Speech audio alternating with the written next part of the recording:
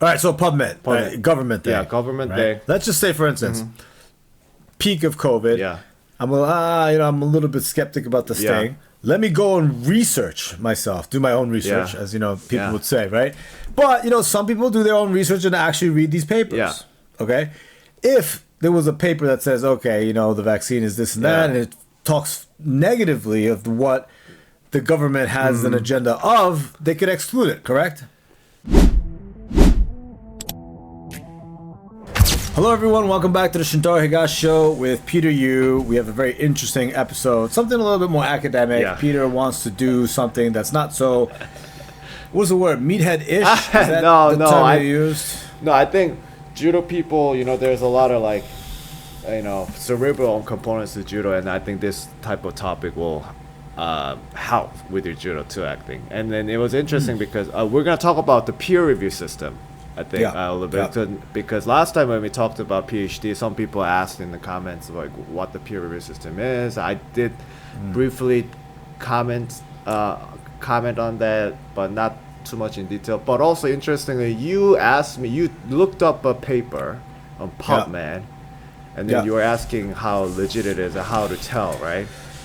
Yeah, and then so my initial thing, the way I came across this paper was estrogen conversion situation with, it's like an aromatase inhibitor sort of a thing with Cialis, and whether or not Cialis can lower your estrogen levels, right, estradiol levels when you're taking testosterone. Okay. Right?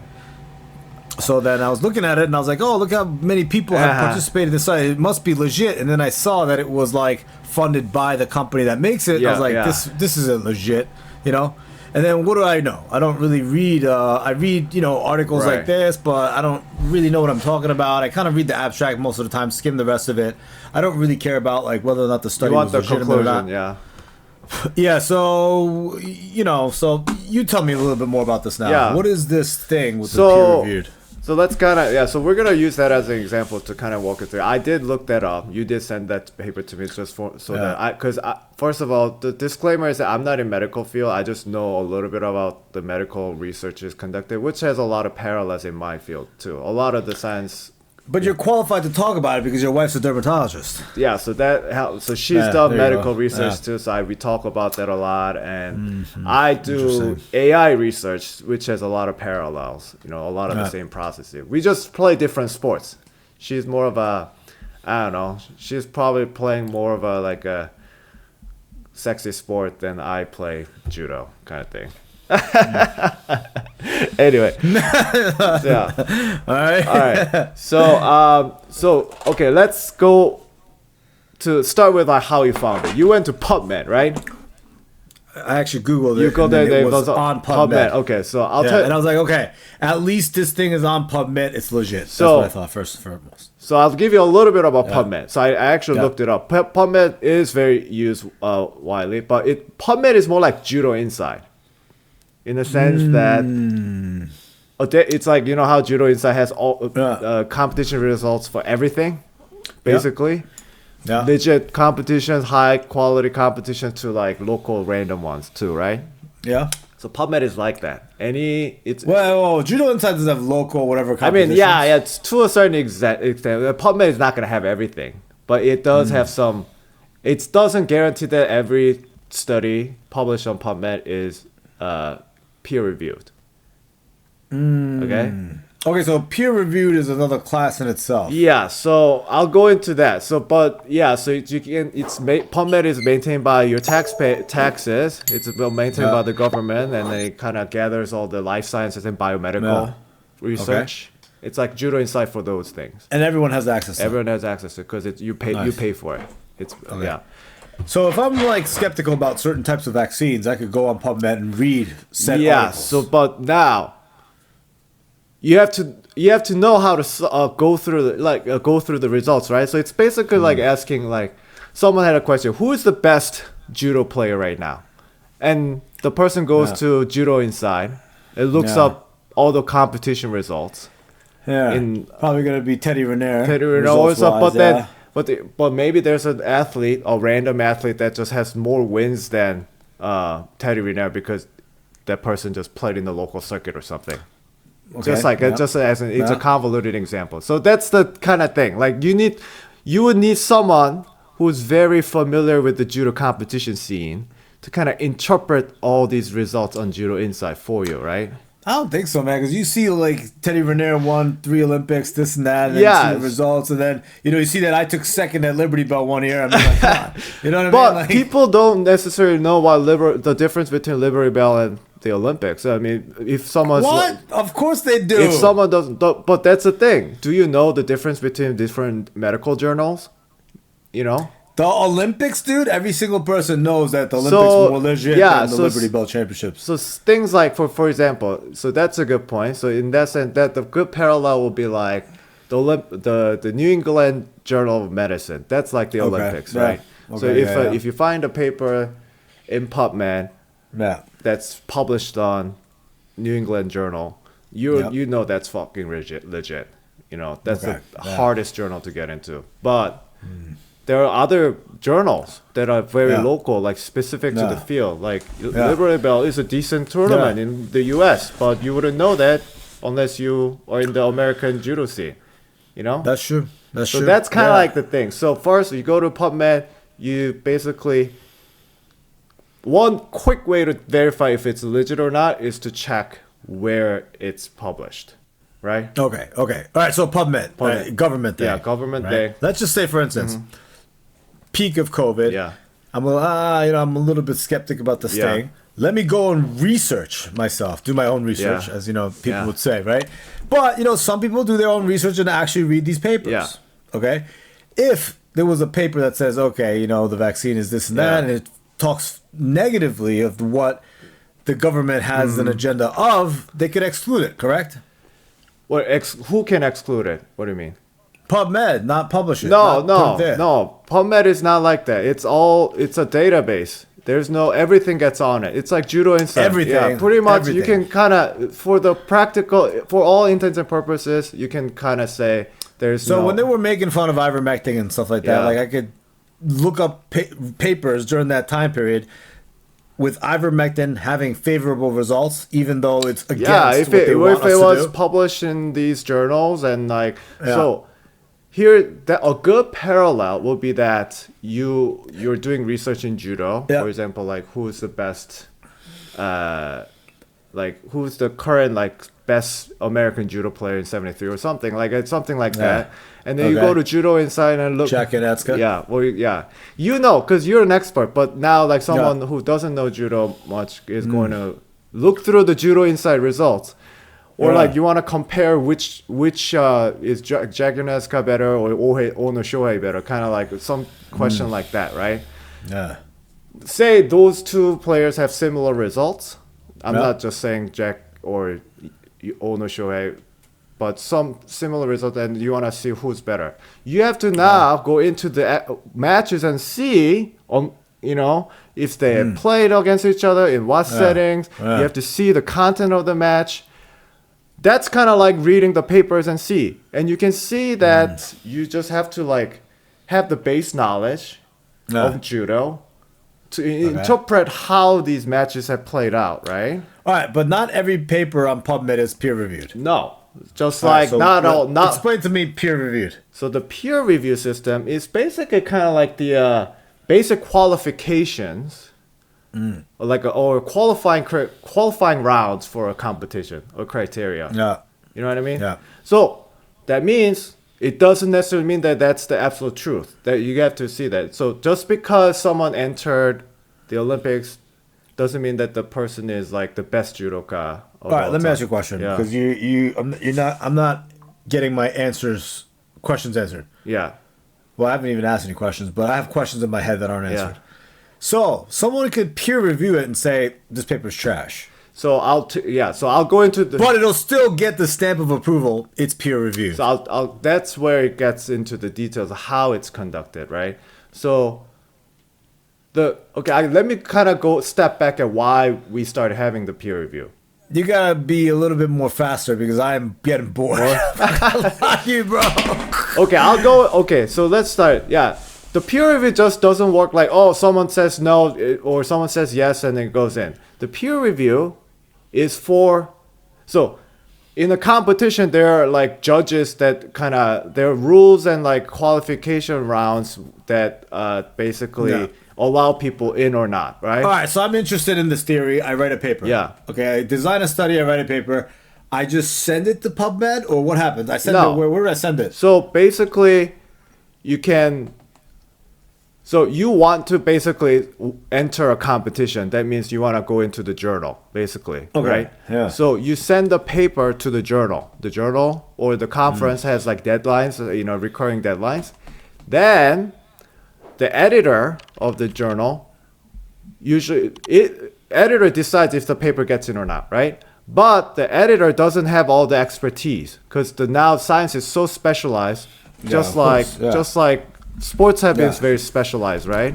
Okay, yeah. So you ask peer reviewers so the editor basically picks peer reviewers to judge the paper, to recommend or not. Yeah. So usually a set of people. But what if I get a set of people that are just really dumb and they don't know what they're talking about? The editor picks it's the editor's job to pick the qualified peer reviewers who are experts in the field. He can just choose? Yeah, so you basically goes on to there's basically criteria for each journal has a criteria that kind of determines the prestige of the journal, how rigorous the peer review system is. So who's on that list of guys who can peer review this stuff? It depends on the journal and everyone. It's like depends. It depends on the field too. So for my field, because the pace is so fast, for example, a conference I submit to. You need to have at least 3 papers published in this conference. You know what I mean? Okay. To be selected as a peer reviewer. Oh, okay. All right, so you can't peer review because you have 2 papers published? I can peer review because I have published multiple papers. I'm not the first author in all the papers. But I have published multiple papers into some top conference, so I can peer review. No, but I thought you just did 1 for your proposal thing. I thought you said you have to defend it, and then you have to do 3. So thesis defense is completely different from this system. Oh, yeah. All right. So this is more of shows how little I know. I mean, it's very opaque. It's unless you're in it, it's really hard to navigate through. I learned this through trial and error throughout my tenure as a PhD student. You have multiple papers. You could peer review someone's thing. Yeah, right. In my field, that qualifies. That makes me qualified. Not all. Yeah, but there's so many things that. So you're doing AI in video. What about if they do like a AI thing that's completely unrelated to your field? How would you know that the results are legit? Just based on the design of the study? I wouldn't be assigned that paper to review. Oh. The editor, in the conference they call the chairs, they pick and choose based on my profile. Oh, you should peer review this. So what is the obligation? So is it possible that all right, Peter, you're going to review this paper? What do you, is it possible to what? But you have to sign up to be a peer reviewer? That's right. So a lot of times, so that's another question, how to encourage peer reviews, because it's kind of like volunteer position. All right, so let's just say in the paper that you're in, the journal that you're in for AI, okay? You are specialized in AI and video. Yeah. And there's a lot of how many people are qualified to be a peer review in your field in that journal? I don't have the number, but there are quite a few, right? I don't know. 100? More than 100, of course. 1,000? More than 1,000, I would say. I mean... It's a big field, so yes, there more than 1,000. There's a lot of people who can review. All right, so let's just say 10,000. Sure, yeah. I'm not sure, but so there's 10,000 people who can peer review. Yeah, probably more than that. How many of those guys? Yeah. Okay, let's just say 50,000. Yeah. How many of those guys are going to sign up to be a peer reviewer? So, being a peer reviewer, you can put that on your CV or your resume. That counts as a service. It doesn't count as much as the actual publishing. Is it like working the scoreboard at a local tournament? Yeah, kind of like being a judge. Yeah, or like a rules judge. Right, yeah. And, referee commission. Yeah. Right. That's a great comparison. It doesn't count as much as your competition win, but it counts. Yeah. Yeah. Okay. And then some people argue they should count more. Okay. But that's another debate. All right. So how many people actually? I don't have the number, but they do get enough so that each paper, the conferences I usually publish, you usually get at least 3 reviews. And then 3 people review your thing. That's it. 3, yeah, there are 3 or more. I mean, do they know each other? No, so most peer review systems are double blind. So I don't know who wrote it. The author doesn't know who reviewed. Only the editor. Isn't there a chance? Like, all right, so let's just say, right, there's a paper that comes out. It goes across your desk because you're in that field, and it disproves all the stuff that you've written about. Yeah. You could just be like, nah, it's garbage. Of course. That's the downside of being double blind. Because you could say whatever you want because there's anonymity. Yeah. But that's why you have multiple people. So it's like this. It's not like a bulletproof, like foolproof system. Of course it's not. Are the qualification criteria for Olympics foolproof? Of course not. No. They're but you have layers and layers of this protection so that you minimize the risk of that happening. And if you keep giving this trash reviews, you'll be banned from being a peer reviewer. Okay, so someone reviews your peer review or no? So I get to review. So the author, if I'm the peer reviewer, one of the peer reviewers, the author gets to read it. The judge, the editor gets to read it. All the other reviewers also get to read it.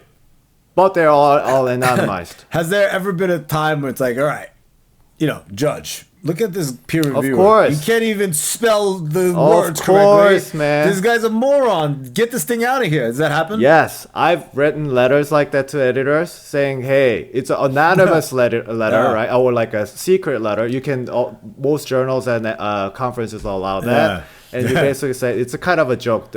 It's always, for some reason, reviewer 2 that's always giving the trash reviews. It's like a joke. Yeah. And then, of course, you can flag the reviewer, and then if you get flagged a lot and it's legitimate, the editor can choose to ban you from being a reviewer. So this is purely pro bono situation where no one's get paid. Yeah, so that's another issue. So some people, because that's why it's a little sometimes hard to recruit reviewers, and because of that, people are thinking about, maybe there should be an independent company that pays peer reviewers and then kind of put a stamp of approval kind of thing. But also it kind of introduces different dynamics. So it's Here, not ready for this one? Yeah. Ready for this one? Yeah.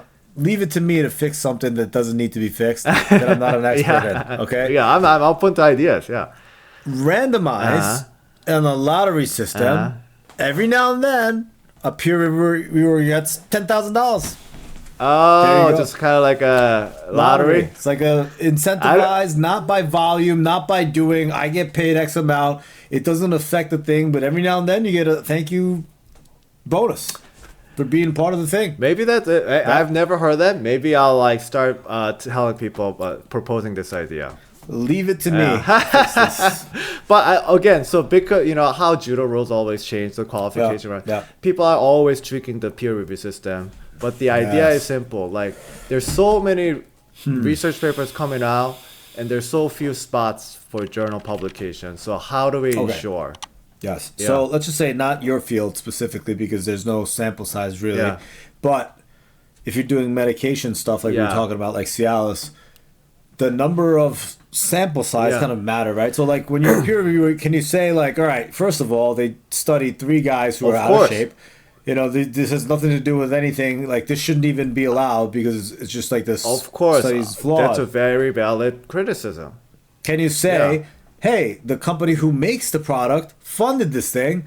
There's got to be a conflict of interest there. So that's a little different because, again, it's double blind. So the reviewers don't know that this was funded by someone.